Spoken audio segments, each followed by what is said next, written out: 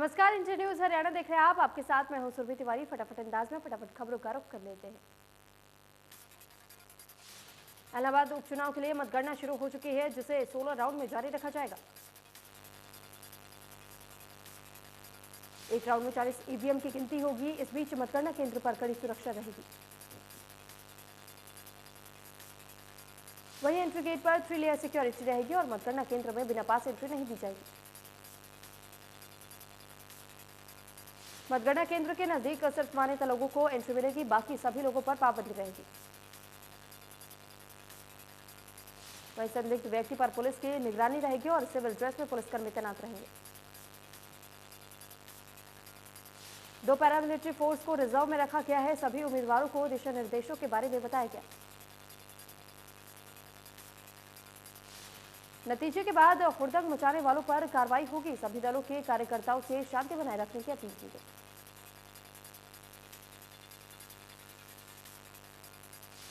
हरियाणा में अलग अलग सेक्टर्स में नंबर 1 में पहुंचा। भ्रष्टाचार के खिलाफ जीरो टॉलरेंस की नीति बनाई गई।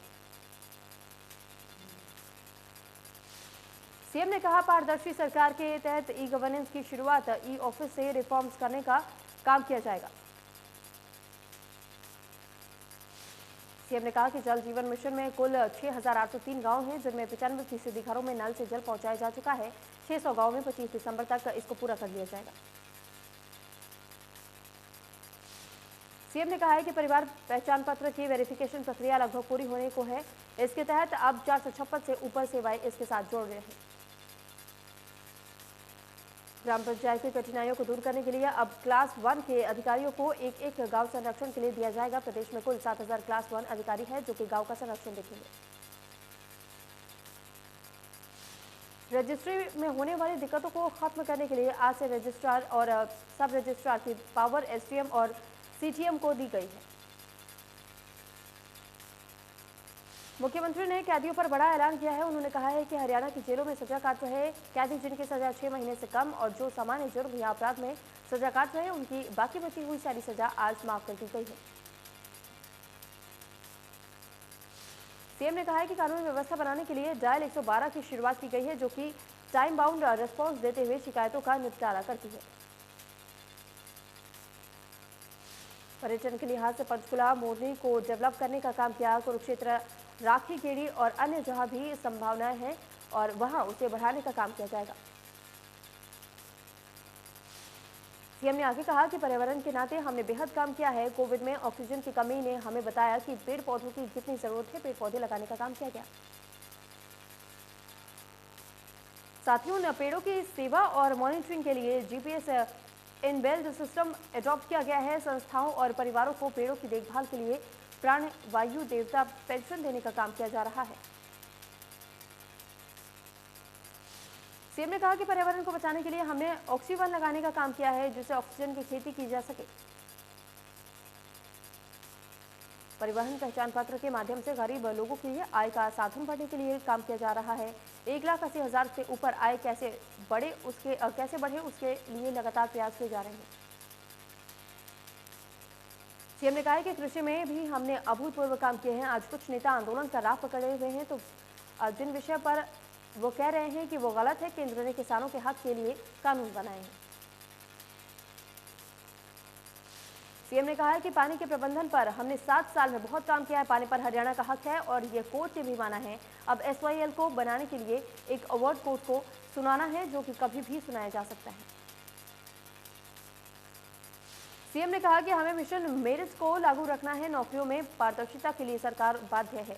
पेपर लीक की घटनाएं पहले भी होती थी, पर उसके बारे में कोई जानकारी नहीं देता था। हमने इस चीज के लिए कड़े कदम उठाए हैं।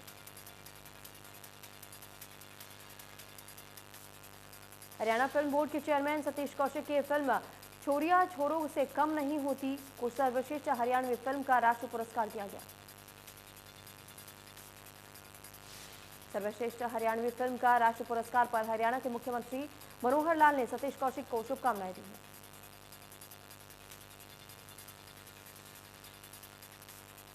राष्ट्रपति रामनाथ कोविंद ने प्रदेशवासियों को हरियाणा दिवस की बधाई दी। ट्वीट कर लिखा है, प्रदेश को निवासियों को उनके उज्जवल भविष्य के लिए शुभकामनाएं देता हूं।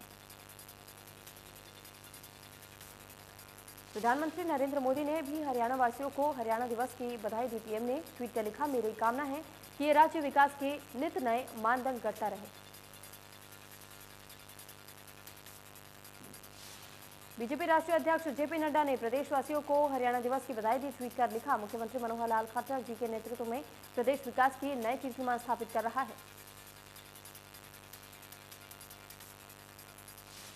कांग्रेस नेता राहुल गांधी ने भी हरियाणा दिवस की शुभकामनाएं दी। राहुल गांधी ने ट्वीट कर लिखा, भारत में प्रत्येक राज्य का गठन लोकतांत्रिक मूल्यों की नींव पर किया गया था, जिन्हें हर कीमत पर संरक्षित करने की आवश्यकता है। राज्यपाल बंडारू दत्तात्रेय ने हरियाणा दिवस के अवसर पर प्रदेशवासियों को हार्दिक बधाई दी एवं शुभकामनाएं दी हैं। उन्होंने कहा है कि हरियाणा विभिन्न क्षेत्रों में देश में प्रथम स्थान पर है। पूर्व सीएम भूपेंद्र सिंह हुड्डा ने ट्वीट कर सभी प्रदेशवासियों को 56वें हरियाणा दिवस की हार्दिक बधाई दी। डिप्टी सीएम दुष्यंत चौटाला ने प्रदेशवासियों को हरियाणा दिवस की शुभकामनाएं दी। ट्वीट करते हुए लिखा कि खेल, खेत, रक्षा, तकनीक आदि के क्षेत्र में योगदान देते हुए हरियाणा विकसित भारत के सपने में अग्रणी भूमिका निभा रहा है।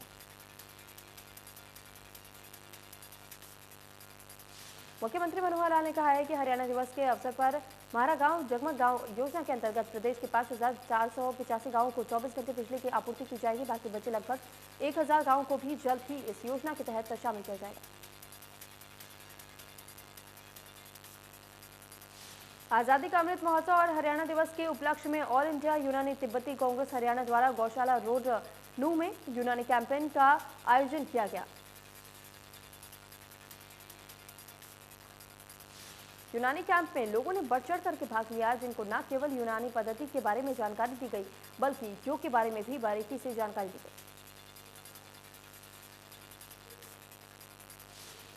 हरियाणा दिवस के उपलक्ष्य पर जल जीवन मिशन के तहत लोगों को जल संरक्षण के प्रति जागरूक करने के लिए हांसी शहर में जागरूकता रैली निकाली गई। एसडीएम डॉक्टर जितेंद्र सिंह अहलावत ने जन स्वास्थ्य विभाग के कार्यालय परिसर से जागरूकता रैली को हरी झंडी दिखाकर के रवाना किया।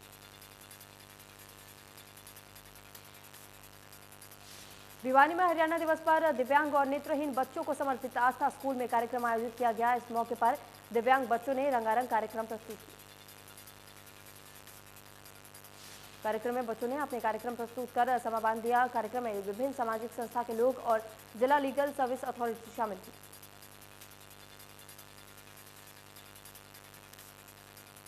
हरियाणा दिवस के अवसर पर जल जीवन मिशन के तहत कैथल जिले के कलायत खंड में खंड विकास एवं पंचायत कार्यालय से जागरूकता रैली निकाली गई।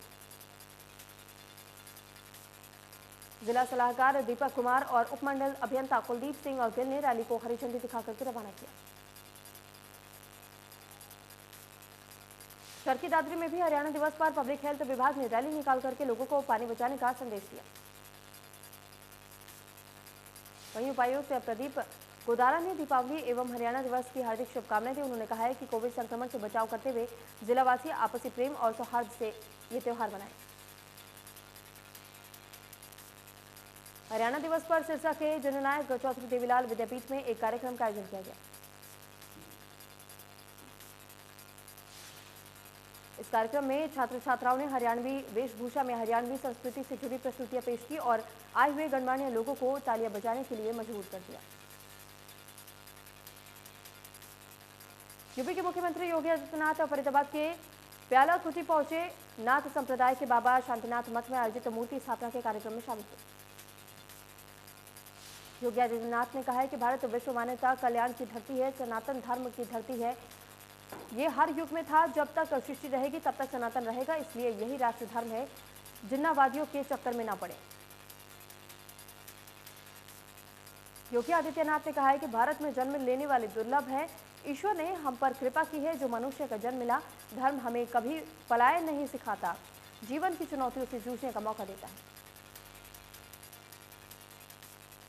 योगी आदित्यनाथ ने कहा है कि अगर 2014 में मोदी के पीएम नहीं बनाया गया होता तो अराजकता होती, पाकिस्तान आंख दिखा रहा होता।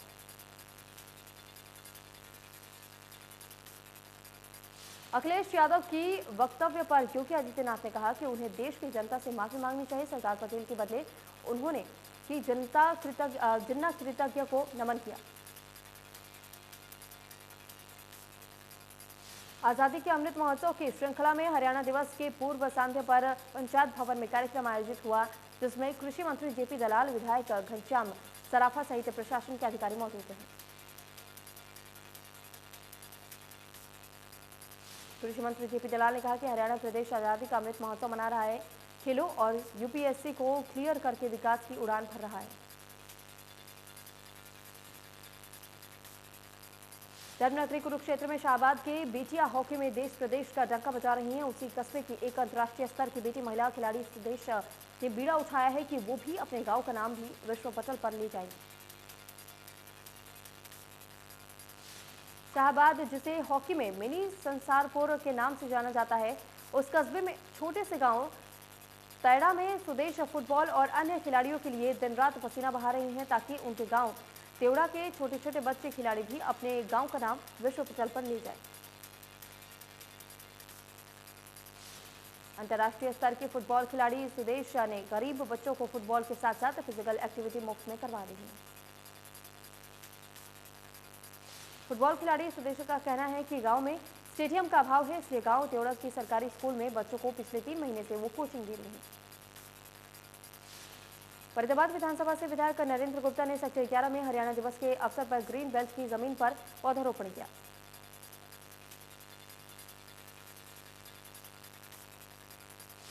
विधायक नरेंद्र गुप्ता ने सभी क्षेत्रवासियों को हरियाणा दिवस की शुभकामनाएं देते हुए कहा कि आज बहुत खुशी है और खुशी का माहौल है। हरियाणा वासियों के लिए ये एक त्योहार से कम नहीं है। हरियाणा दिवस पर सोनीपत में आज एक अनोखी प्रतियोगिता का आयोजन किया गया है। इसमें दूध पियो प्रतियोगिता आयोजित की गई। इस प्रतियोगिता में सैकड़ों प्रतिभागियों ने हिस्सा लिया।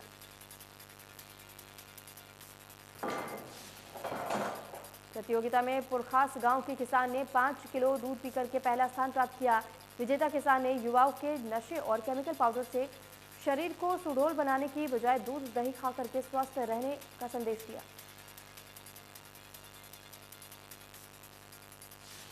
कैथल में किसानों ने पकड़ा डीएपी खाद का ट्रक में डीएपी खाद के 300 और 111 यूरिया के कट्टे मिले। किसानों ने जिला प्रशासन को फेल बताया। पलवल में लंबे समय से किसानों के डीएपी खाद नहीं मिल रहा है, जिससे परेशान होकर के होडल में किसानों ने खाद के लिए NH-19 को जाम कर दिया, तो वहीं हथीन में किसानों ने जयंती मोड़ पर जाम लगा दिया।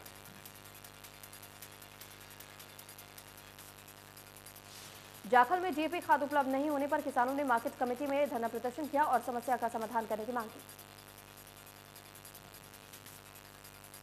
अधिकारियों ने किसानों के लिए डीएपी उपलब्ध करवाने के लिए विभागीय अधिकारियों को डिमांड भेजी हुई है। वहीं किसानों ने चेतावनी देते हुए कहा है कि अगर उन्हें जल्द डीएपी उपलब्ध नहीं करवाई जाए तो आंदोलन करने पर मजबूर होंगे। देश में थमी कोरोना की रफ्तार। एक दिन में 12,907 नए केस आए सामने। 251 मरीजों ने तोड़ा दम। एक्टिव केस 1,52,000 से ज्यादा। केरल में कोरोना के 7,167 नए केस आए सामने। 6,439 मरीज रिकवर। एक्टिव केस 79,000 से ज्यादा। महाराष्ट्र में कोरोना के 1,172 नए मामले आए सामने। 1,399 मरीज हुए रिकवर। एक्टिव केस 16,600 के पार। हरियाणा में कोरोना के 11 नए मामले आए सामने। कुल मरीजों की संख्या 7,71,000 के पार। 10 नए मरीज रिकवर।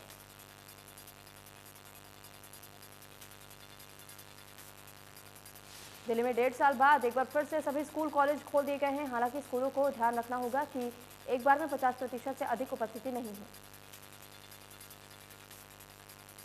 जारी दिशा निर्देश में कहा गया है कि स्कूलों में बच्चे अपने भोजन और किताबों को शेयर नहीं करेंगे। साथ ही सभी बच्चों और टीचर्स को मास्क पहनना अनिवार्य होगा।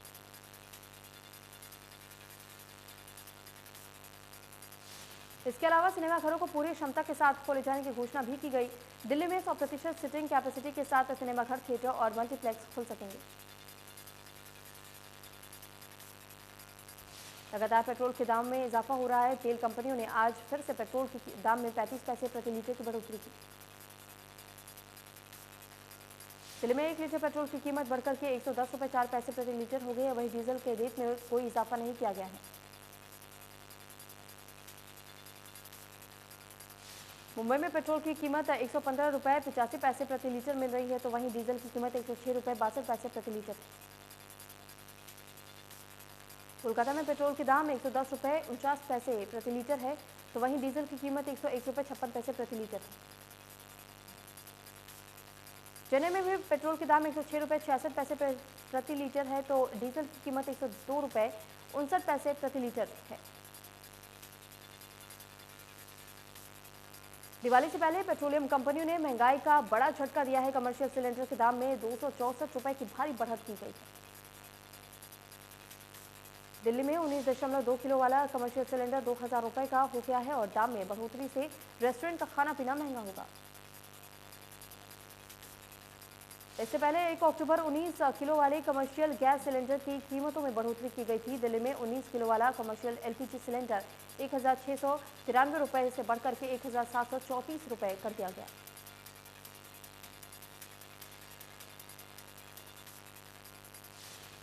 दतिया में सड़क निर्माण को लेकर के ग्रामीणों ने हंगामा किया। फतेहाबाद रोड से लेकर के गांव भरपूर तक लाखों रुपए की लागत से हो रहे रोड के निर्माण कार्यों को लेकर के ग्रामीणों ने नाराजगी जताई। ग्रामीणों ने आरोप लगाया कि ठेकेदार ने रोड बनाने से पहले ना तो मिट्टी की सफाई और ना ही पराली को उठाया है। मिट्टी के ऊपर ही रोड का निर्माण कर दिया गया है, जिससे रोड जल्दी खराब हो जाएगा।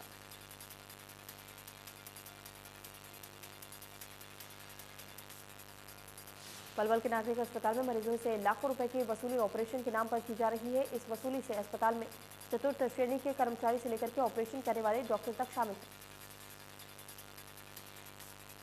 आयुष्मान कार्ड धारकों और बीपीएल परिवारों से भी पैसे वसूले जा रहे हैं। अस्पताल में दाखिल मरीजों ने और उनके परिजनों ने अस्पताल के 2 हड्डी रोग विशेषज्ञ डॉक्टर पर पैसे लेकर के ऑपरेशन करने का आरोप लगाया। गोहाना में कर्ज में डूबे व्यक्ति ने जहर खाकर के जान दे दी। मृतक से फाइनेंसर 10% के हिसाब से ब्याज वसूलते थे। उसने फाइनेंसर को रुपए लौटाए, लेकिन ब्याज पर ब्याज लगा दिया। फाइनेंसर उसे कर्ज से उभरने नहीं दे रहा था और उसके परिवार को जान से मारने की धमकी देने लगा। व्यवसायी के मरने के 4 दिन बाद सुसाइड नोट मिला, जिससे मामले का खुलासा हुआ। गोहाना थाना में 2 पुलिस अधिकारी समेत 9 लोगों के खिलाफ आत्महत्या के लिए विवश करने का मामला दर्ज किया गया है। 9 आरोपियों और फाइनेंसरों में से 2 हरियाणा पुलिस के थानेदार शामिल हैं। नूह के ताड़ू मंडल डिंगरहेड़ी केएमपी पुल के पास 24 मार्च को जली हुई अवस्था में मिले महिला के शव के मामले में मेवात सीआईए पुलिस ने बड़ा खुलासा किया है। ब्लाइंड मर्डर को सुलझाने में सीआईए ताड़ू इंचार्ज इंस्पेक्टर सुरेंद्र सिंह की जमकर के सराहना की जा रही है। मामले में मुख्य आरोपी मृतक महिला का पति ही निकला।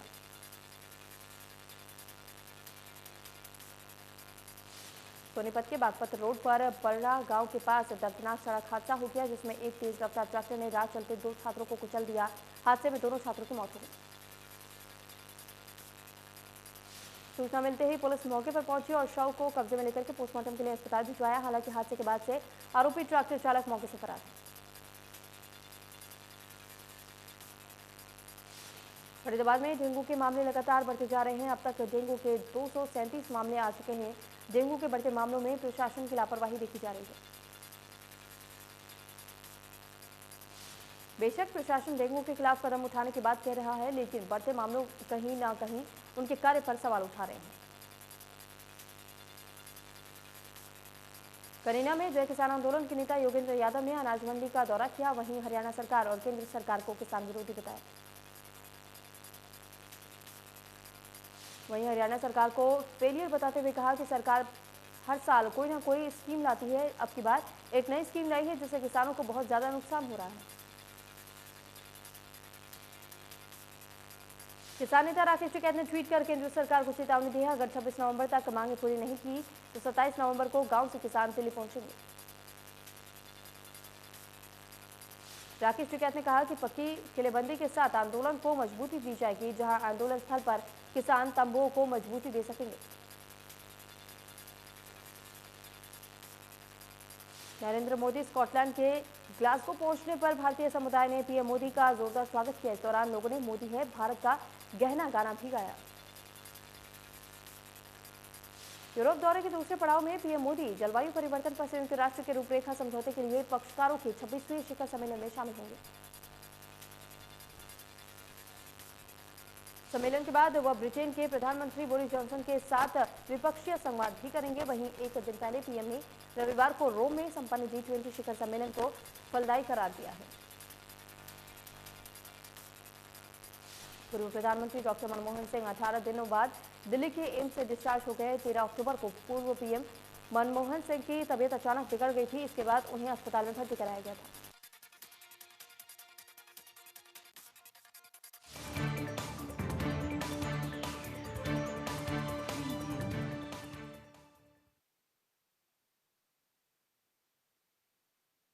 देश में 50 से 80%